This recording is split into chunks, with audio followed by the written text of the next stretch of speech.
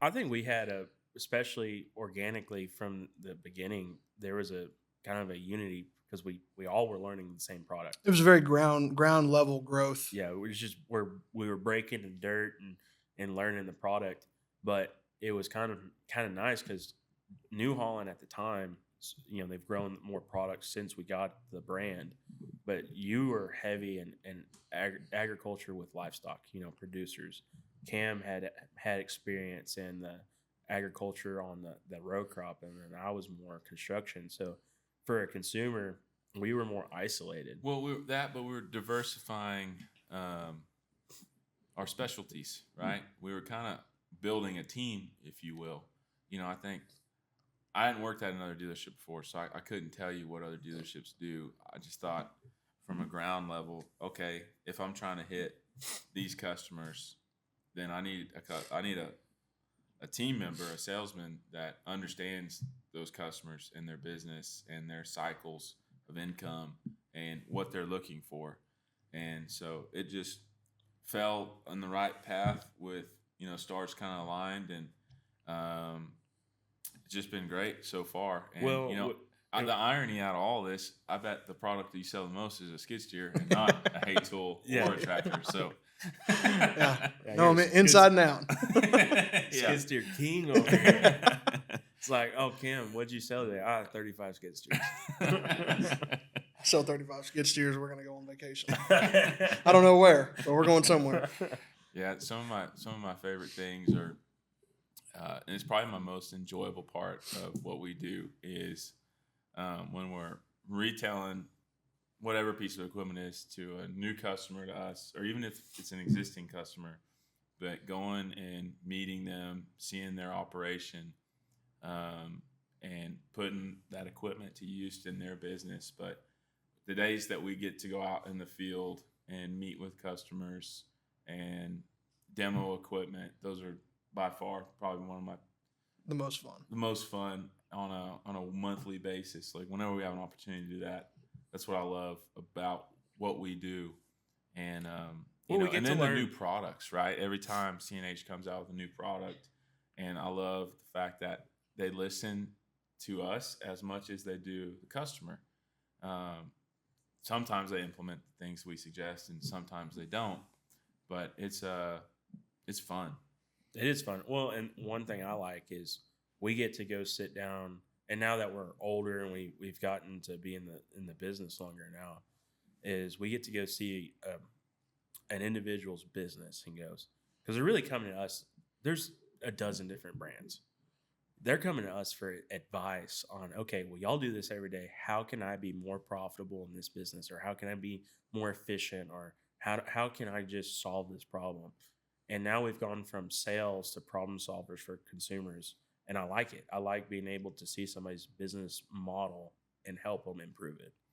Yeah, and you can only do that if the customer's willing, right? If they're not, they don't want your advice, you just don't give it to them. But I like being a good salesman. What separates a good salesman from a great salesman is if you sold me a machine and I call you for a simple question that, I could open the operator's manual.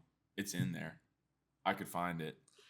But if I can call my sales rep and say, hey, where's the battery disconnect on this machine again? You can say, oh, it's so on the machine. How many quarts of oil does it take? No. Yeah.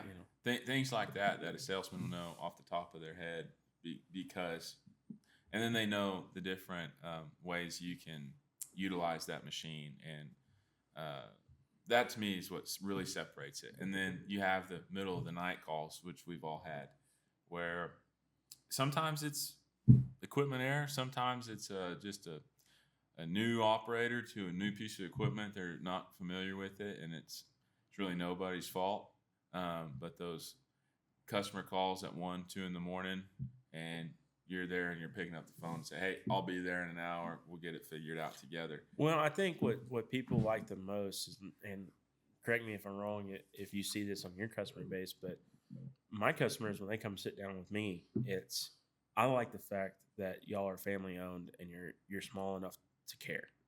And it's just to care is a really big term for a lot of customers because they'll call Cam at night or call me at night or you or somebody in the early morning and we answer. And you're not going to get that from big corporate. Well, what's the thing that really doesn't cost you a lot of money but means the most to someone? And that's just your time, right? That's just giving a shit that, hey, I sold you this. My name is on the line for it. And when I say I'm going to be there to support you, I'm going to do that to the best of my ability, no matter what. And just answering the phone is the easiest thing you can do. Whether, there's times where Camden hadn't known the answer to something, but someone in our staff did. Someone with CNH did, but it took the rep taking that action to help the customer. So, sales to me is just like everything else, because they say, there's many cogs in the engine of a dealership, but the most important thing is, hey, these mechanics aren't going to have work if you're not selling. If we're not selling equipment at the end of the day, we're failing. And salesmen kind of have this negative stereotype, but for us, I think it comes down back to like the core of our business is that not only you buying from me, you're buying from Big Country.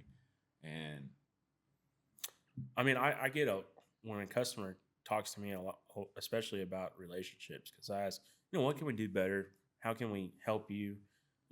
And he goes, Harrison, I think you, your brother, your staff, like y'all are friends. Like, yeah, we're more than just you're a vendor to me. Like we're friends in our relationship. And I think a lot of people forget to just be friends to people, be human, be nice, be helpful, care. And I think sales have gotten really far past that now, where a lot of just places are just sell it, go on to the next one, sell it. And it's not necessarily the individual's fault. It's quotas. Like you have to have so many contacts in a day. You have to make so many phone calls. You have to have so many site visits. And they're pushing productivity through corporation statuses, and they're losing the human part. Sales are because of relationships. Connection, human connection. You can sell something faster. If you can connect with a human on, somebody else on a product or just life in general, I think you can sell them anything you got. Well, I was with a customer last week, and we're sitting down, and we're selling his used machine, and this guy's a diehard cat guy, and we've been selling the machines for 5 years, 6 years now, and we brought him a new product line, Sani, and he's been using it. His guys are using it. It's a brand new machine. New machines work well.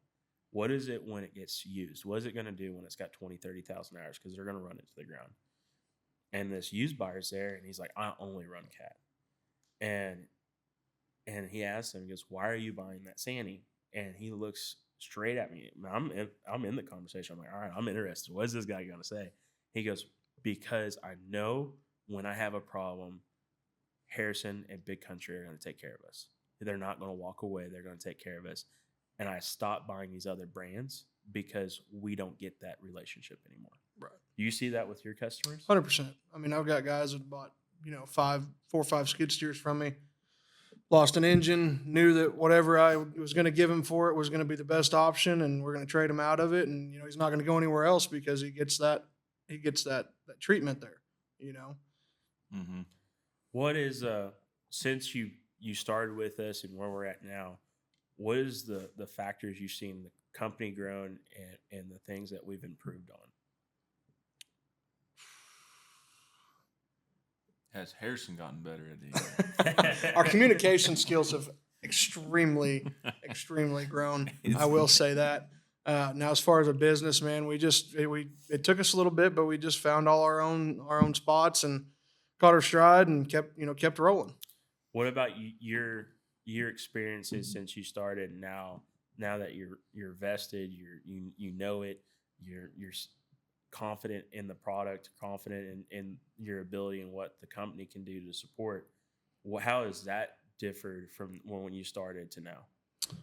When we first got going on this deal, and me especially, like I said, I grew up around equipment and everything.